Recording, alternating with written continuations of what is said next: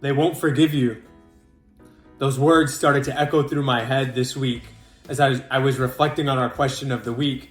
How is my self-judgment getting in my way? I learned that the judging actually says more about the judger than it does the judgee.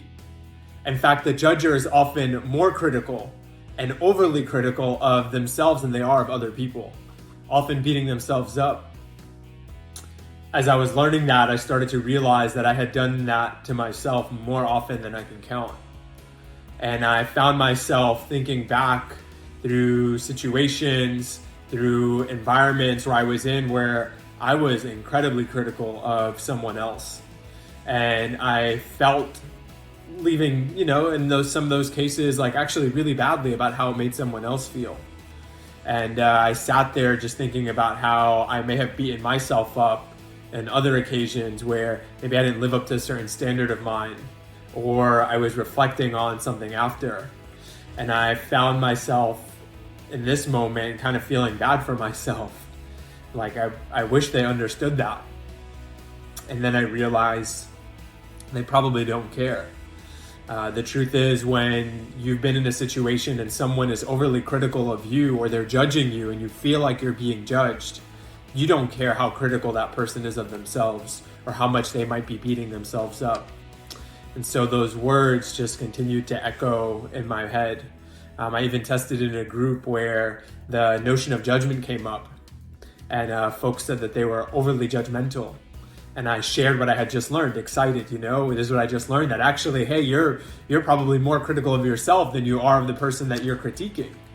And I could see the look on their faces just kind of like have this sense of like understanding, empathy, and release that it was true. They've been beating themselves up more than they've ever tried to be critical of someone else. But the reality is that the people they were critical of did not care at all. And so they really won't care was echoing through my head. This week's question was actually inspired by a fellow looper. She reached out a few weeks ago, suggested that we dig into the topic of self-sabotage, right? And in digging into the topic of self-sabotage, I realized there's a whole body of work out there on positive intelligence. And specifically, this professor who's done work on what he calls saboteurs. And there are 9 really common saboteurs. And he's put together an entire free assessment that I've included in the newsletter this week as a tool that you can take. And there's 9 that he listed, and I found myself scoring really high on 6 of them. So the 9 were pleaser, controller, hyperachiever, stickler, hyper-rational, restless, victim, hypervigilant, and avoider. To spare you all the really long video, I figured I'd just share the 3 that were really high on my list. The first one was pleaser, which means that I indirectly try to gain acceptance and affection by helping, pleasing, rescuing, or flattering others, oftentimes losing sight of my own needs and then becoming resentful as a result. That really resonated with me. And if you take this assessment and you're like, no, that's not me, I would challenge you to revisit our question from a few weeks ago around blind spots. The second one I scored really high on was controller, anxiety-based need to take charge and control situations and people's actions to one's own will. High anxiety and impatience when that is not possible. And I've found so many scenarios that I've been through over the last few months and even years where that was the saboteur that was leading my behavior. And then a hyperachiever, dependent on constant performance and achievement for self-respect and self-validation, highly focused on external success, leading to unsustainable workaholic tendencies and loss of touch with deeper emotional and relationship needs. There you have it.